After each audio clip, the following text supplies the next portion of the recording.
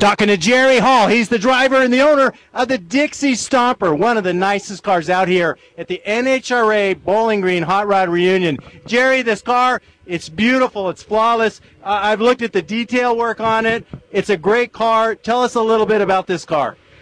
The car came about from Don Nicholson. We was in Columbus, Ohio. We talked with Don, told him what I wanted to do, and he was all for it and gave me some facts and figures on the way his 64 Comet was when he raced it, and that's how the car came to be. Years ago in the 60s, the first time that I saw one of these cars was in my home state, and it blew me away. I mean, the older wheelbase, something new, and it stayed with me all these years. So come to pass, many years later, I now own one of them, plus the Plymouth sitting over there also is my car. Now, you're one of the drivers that I heard about originally when Larry Price was talking about you guys, the Dixie Stomper, Cars for Kids, Southern Style, and you guys take these cars out to a lot of events, get involved with kids, and get kids involved in cars, and you do a lot of really good stuff. This is true. For the past 20 years, Cars for Kids has had a name out there of raising money for special handicapped kids across the country and Ride It Home also. These cars were built as a draw car to bring people into our car shows, our match race events, and whatever we can do to raise a dollar is what we do in our production of Cars for Kids.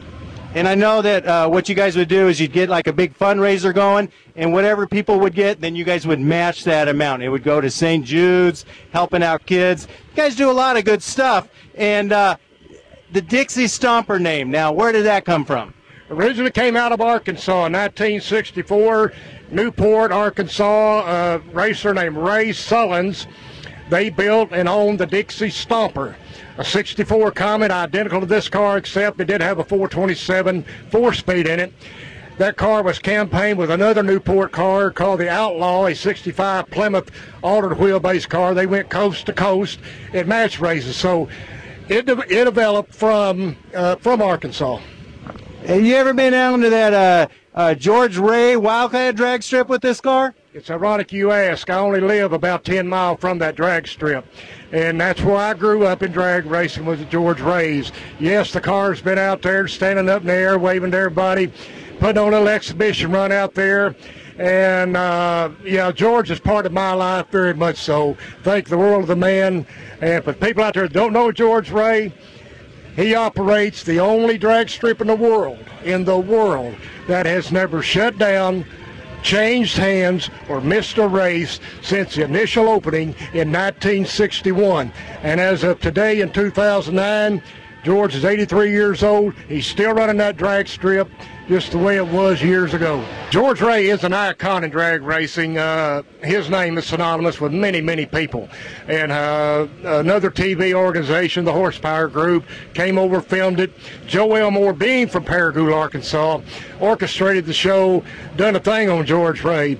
Ironic you're here this weekend also, and I'm glad you are. It's good to finally see you instead of talk with you on the telephone. But here is a copy of the book. It is a story of George Ray that came out this past year. Many stories in there. The true story of George, how he got started in racing. And a lot of the racers, pictures, and stories in here. And I'll present you with this book to take back home with you. Wow. So you can tell the readers exactly how it evolved, where it evolved, and how come. Pretty plain English in there, but that's the way George Ray is. Well, I appreciate that. That's great. You know, George told me that when he bought that land, it was a bean field, and everyone said, oh, you'll never build a drag strip. And like a true drag racer, he said, don't tell me what I can't do. And he went ahead and he started filling in that dirt. So now you're not racing it this weekend. It's on display, but I know you race it. I know you take it out. How fast is it? How fast does it really go? Well, we do exhibition runs and, like I say, at our events, and we'll do a little match race or something like that. In all honesty, in the 5 years we've campaigned the car, I have never put the big chip in it. I have never made an all-out pass with it. I can't give you a time. If I was guessing or estimating, I'd say the car's in the low fives. Now, let's say I had $1,000 in another car and we wanted to race. Can we make something like that happen? If we can make it raise money for kids, we would work out something. There you go. There's the right answer. Hey, I want to thank you for taking the time to talk to me.